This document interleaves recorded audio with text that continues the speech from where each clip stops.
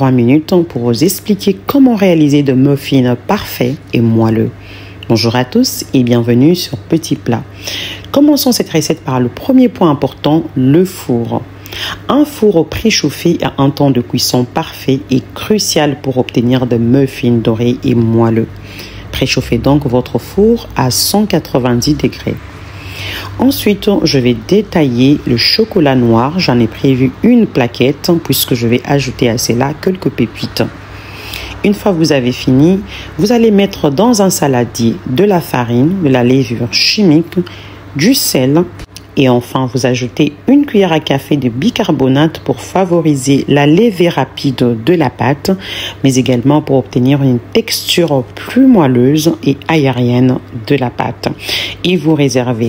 Vous aurez dans un autre saladier besoin du beurre mou. Donc je vais vous montrer les lignes indicatives qui vont vous permettre de bien prélever la quantité du beurre dont vous avez besoin.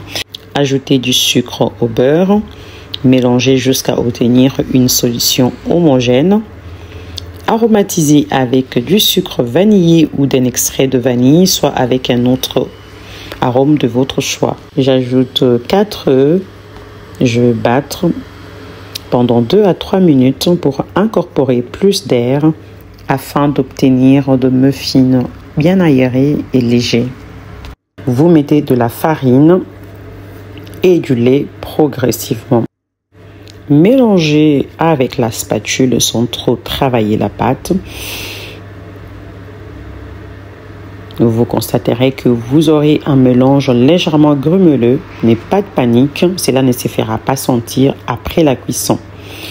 Je vais ensuite prélever une bonne partie de la pâte que je vais placer dans une poche à douille pour réaliser de muffins nature pour ceux qui ne mangent pas du chocolat. Dans le reste de la pâte, je vais ajouter du chocolat et quelques pépites. N'oubliez pas d'en garder une quantité pour la décoration. Vous mélangez sans insister vite fait. J'ai réalisé en fait 18 muffins avec 800 g de farine. Dans un moule à muffins, je viens disposer des caissettes. Vous pouvez utiliser des caissettes en papier ou en silicone. En règle générale, le remplissage de l'appareil s'est fait aux 3/4 dans la caissette, mais dans mon cas, je l'ai légèrement déplacé pour avoir des muffins un peu plus rembourrés. Sur demande de mes petits bouts, certains muffins ont été réalisés avec des Oreos au centre. Alors, je n'ai pas trouvé ça très top puisque pendant la cuisson, ça n'arrêtait pas de tomber. Après, ils aiment bien, voilà. Une fois les temps écoulés, vérifiez la cuisson en insérant la pointe du couteau au cœur de muffin.